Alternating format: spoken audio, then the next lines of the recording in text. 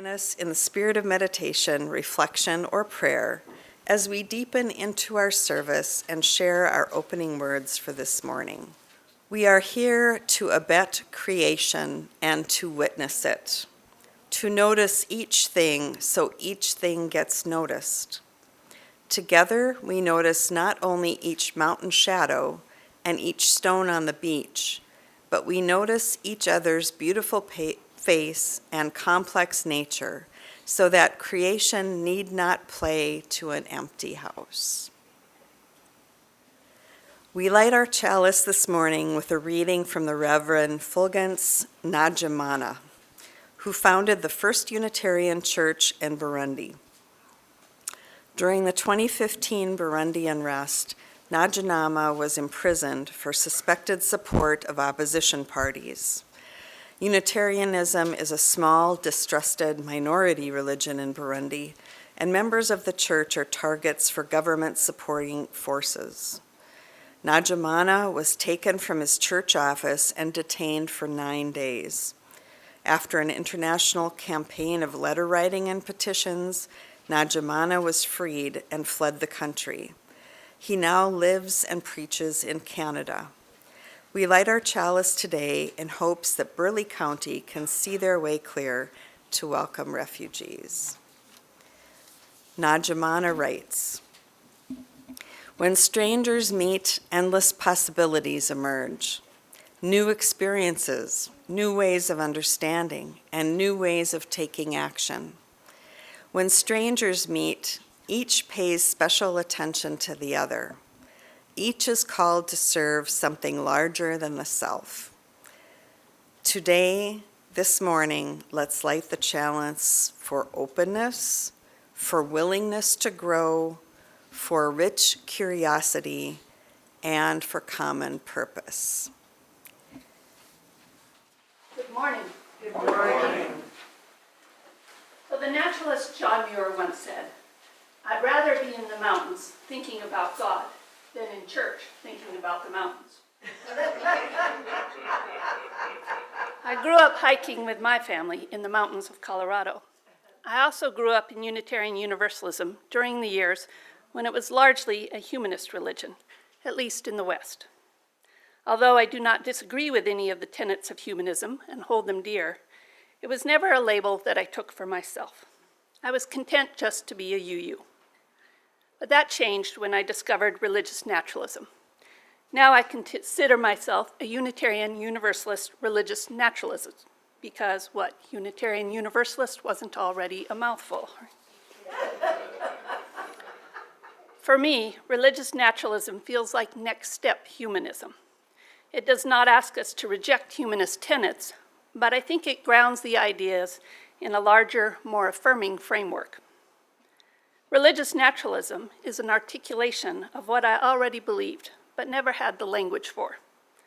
You too may find in it an articulation of what you have always felt to be true. But even if it doesn't resonate in its totality, I think there are some tenets that can help all of us. The simplest definition of religious naturalism is that it asserts there is only natural, no supernatural. Religious naturalist David Crosby defines it like this: "Religious naturalism in general is the view that nature is metaphysically ultimate and that nature, or some aspect of nature, is religiously ultimate. There is nothing beyond, behind, above, or below nature. Nature requires no explanation beyond itself. It has always existed and always will exist in some shape or form. Its constituents, principles, laws, and relations are the sole reality. This reality takes on new traits and possibilities as it evolves inexorably through time.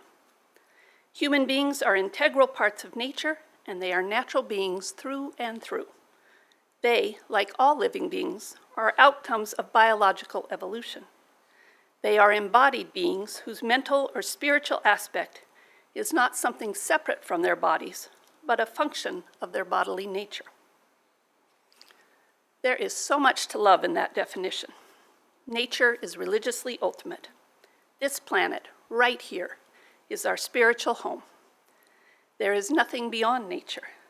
The reality of nature evolves and changes through time. And I especially love that we are embodied beings and that our bodies are the locus of our spirituality, not a distraction or a deterrent. There are at least 3 conceptions of God in religious naturalism. Take a deep breath and hear this. None of these concepts of deity are supernatural. First, there are those who conceive of God as the creative process within the universe.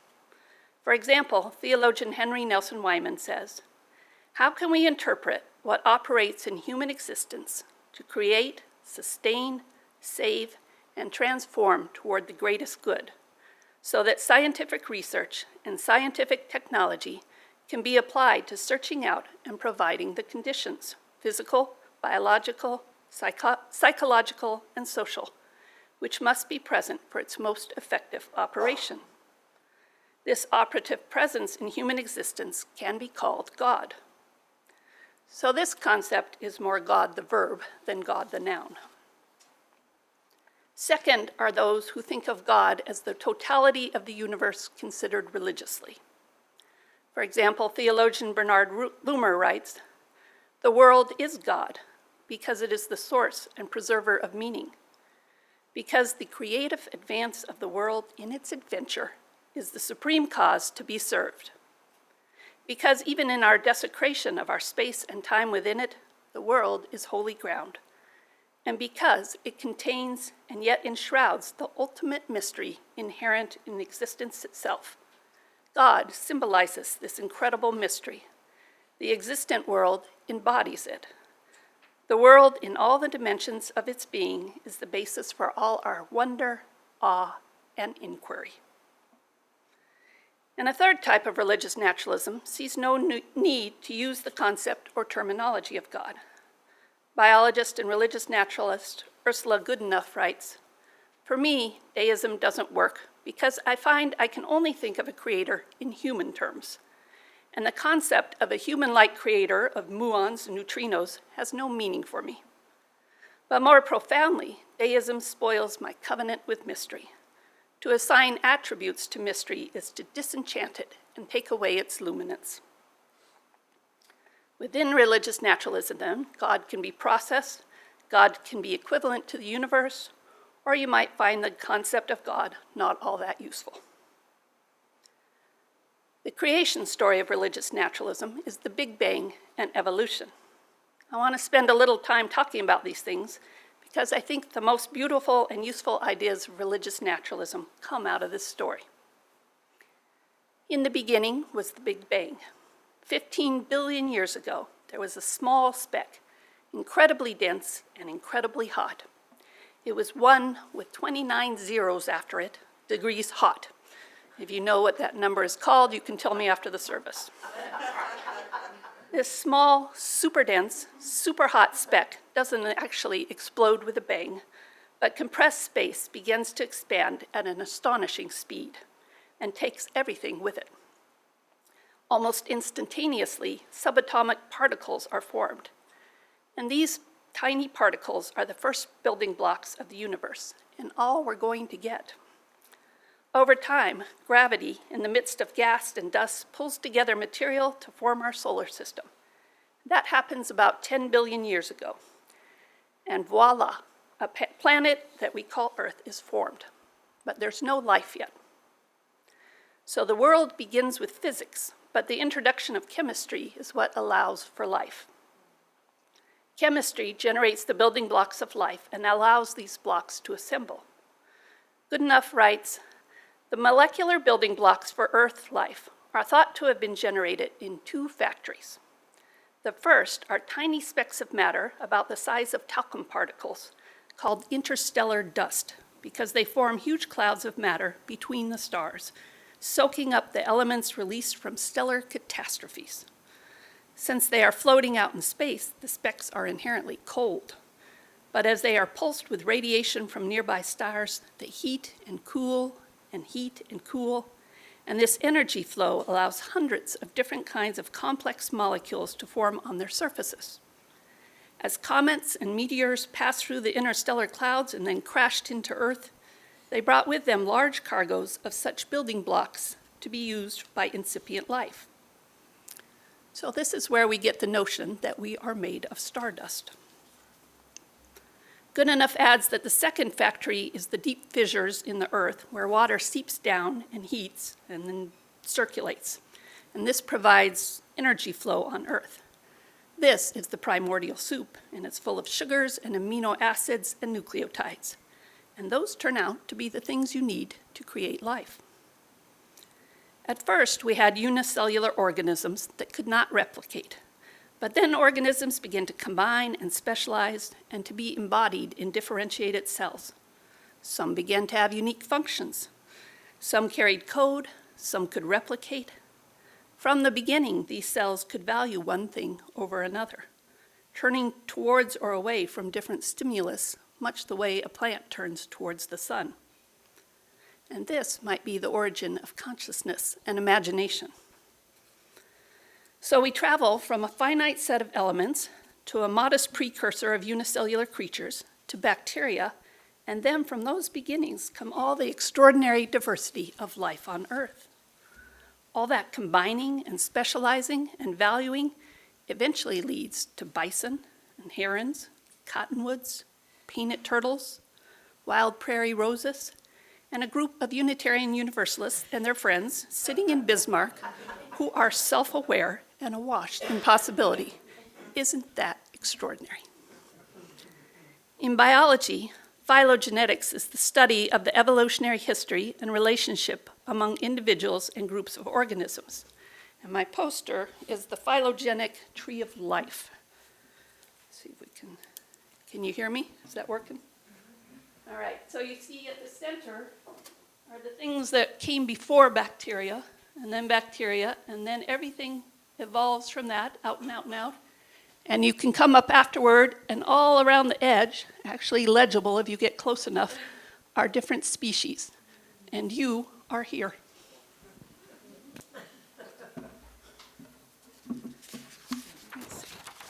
So Goodenough writes, life can be explained by its underlying chemistry, just as chemistry can be explained by underlying physics.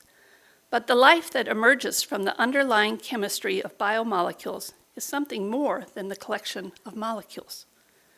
As we will see, once these molecules came to reside inside cells, they began to interact with one another, to generate new processes like motility and metabolism and perception, processes that are unique to living creatures, processes that have no counterpart in simpler levels. These new life-specific functions are referred to as emergent functions. She continues, the origin of life is but the first of many emergent functions we will encounter. A recent example is the emergence of self-awareness, our human ability to perceive the functioning of our own brains and to call it consciousness. That in turn has given rise to the emergence of art and science and religious reflection. But we pause here to bear witness to that first discontinuity, the first biomolecules that were made again, and then again, and then again, from sets of RNA instructions. It was this that brought life forth, emergence. Something more from nothing but. Life from non-life. That notion of emergence, something more from nothing but, is one of the most foundational principles of religious naturalism. And I think this notion can give us hope. We look at all the parts and think we know what has to happen, but maybe not. Something new may emerge. As a fellowship, we are currently looking at the parts, at the nothing buts. How many members, how many committees, how many financial resources at our disposal, how much work needs to be done. My sense is you're feeling a bit overwhelmed and wondering about your ability to sustain professional ministry. But I don't think we know yet what is going to emerge from this excellent body. If the universe could cobble together North Dakota and every life form that makes a home here from stellar dust and a bit of energy flow, who knows what we can do? We don't know what is going to emerge. We don't know what is possible. We may be surprised in wonderful ways. A second pillar of religious naturalism is relationship. This too has its roots in the story of creation. Everything evolves in relationship. Our bodies were not assembled from a box of parts like Mr. Potato Head or Cooties. All our parts, hearts, toenails, eyes, co-evolved. We see this co-evolution everywhere we look, like pollinators and flowers. I first encountered this idea reading Mark Taylor's book, After God. It's a dense quote, but stay with me. He writes, "Since the patterns, forms, and figures that constitute life are co-emergent and thus codependent, they necessarily co-evolve. Coevolution, however, is not limited to biological organisms. Living systems are always embedded in complex social, cultural, and technological milieu that comprise multiple networks. And all of these networks, as well as their interrelations, are, in different ways, information processing systems, which when fully deployed are global. Everything, absolutely everything, is entwined, enmeshed, interrelated, and interconnected. Within these co-evolving networks, different systems co-determine each other. Cultural systems, for example, condition natural systems as much as natural systems influence cultural systems. Religious attitudes shape values, which issue in political and economic policies that literally transform the fabric of life. These changes, in turn, provide the parameters of constraint for human activity. Far from a simple biological force, life is a complex global network of natural, social, economic, political, and cultural relations. To sustain life, it is necessary to cultivate all these relations. Unitarian Universalists have a shorter way we say this. It's our seventh principle. We are part of an interdependent web.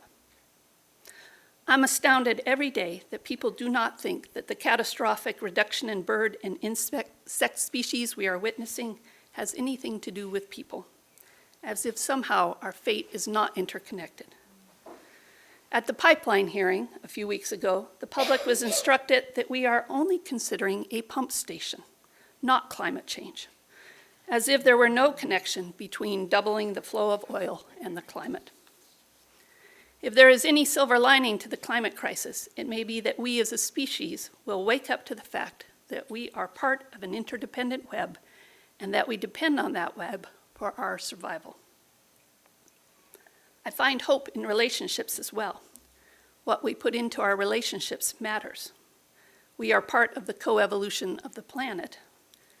Remember that old computer programming adage, garbage in, garbage out, GIGO? Well, I think it's true for the world we are helping to create as well. Beauty in, beauty out, or BIBO, love in, love out. Make no mistake, we are a very, very small part of the cosmos, so this is not some pat prosperity gospel saying we create our own reality and we can get rich if we just believe. What we put in is minute, but there is possibility in doing our part. Perhaps our wee nudge will at least shape what love is going to become. It matters what we do.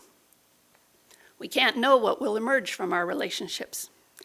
And I think that's one important reason that we come to church, to figure out together how we are going to be and how we want to influence the world so that we can leverage that good that we are putting into the system.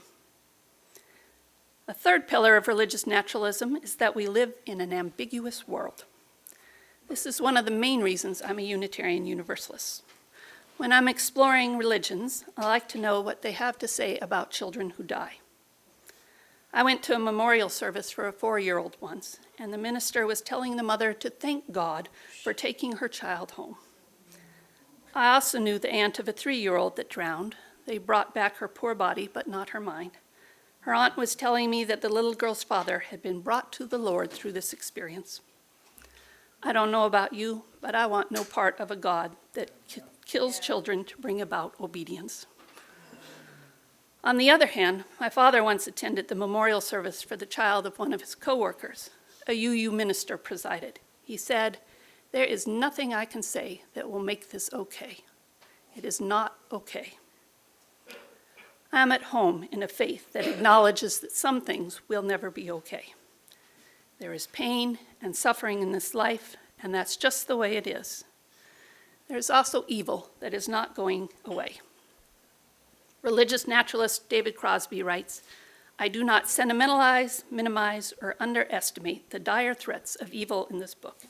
In fact, I include graphic, shocking, sad examples of both systemic natural evils and moral evils in order to show how utterly serious the problem of finding and affirming meaning in the face of evil is. This is a profound and vexing problem for all religious traditions and for human life in general. I invite the reader to try to imagine a world without these two forms of evil, and I argue that it is not only difficult in the extreme to imagine what such a world would be like, but that even if it could be conceived, it is not a world in which we would want to live.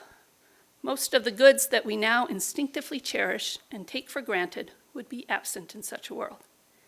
Ambiguity is built into any robust and genuinely desirable world then, and our natural world, despite and even because of its ambiguities, is worthy of our utmost religious trust, devotion, and commitment. So much of our faith, of any faith, is wrestling with ambiguity. We live and we must die. We will all suffer. There is no inherent meaning to our existence. Life is hard, short, and brutish. Humans rape, murder, torture, and engage in genocide. We are greedy and ruthless. We are afraid. We are mammals, animals. Most of what we can do can be explained by evolutionary biology. We do not transcend our bodies, and our bodies are terribly fragile. And humans are meaning-making creatures. We think abstract thoughts. We live on a superlatively beautiful planet, and we are blessed with the beauty of diversity. We love, we make music, we write poetry and prose, we laugh, we are enthralled by babies. There are colors, we are capable of compassion and altruism. All the time, we are at liberty to transcend instinct. All this paradox is what makes life wonderfully challenging. Religion is how we wrestle with all of this ambiguity at once. So that is your quick guide to religious naturalism, its definition and origin story, 3 pillars: emergence, relationship, and ambiguity. I'll end by saying that many of us can relate to preferring to be in the mountains, or the prairies for that matter, thinking about church. We did not coin the phrase, but in my family, we call that going to dirt church. When we are in wilderness, it isn't difficult to access the sacred. John Muir wrote, "Another glorious Sierra day in which one seems to be dissolved and absorbed and set pulsing onward, we know not where. Life seems neither long nor short, and we take no more heed to save time or make haste than do the trees and stars. This is true freedom, a good practical sort of immortality." So I'd like to extinguish our chalice with these words. When despair grows in me, and I wake in the night at the least sound, in fear of what my life and my children's life may be, I go and lie down where the wood drake rests in the beauty of the water and the great heron feeds. I come into the peace of wild things who do not tax their lives with forethought of grief. I come into the presence of still water, and I feel above me the day-blind stars waiting for their light. For a time, I rest in the grace of the world, and I am free.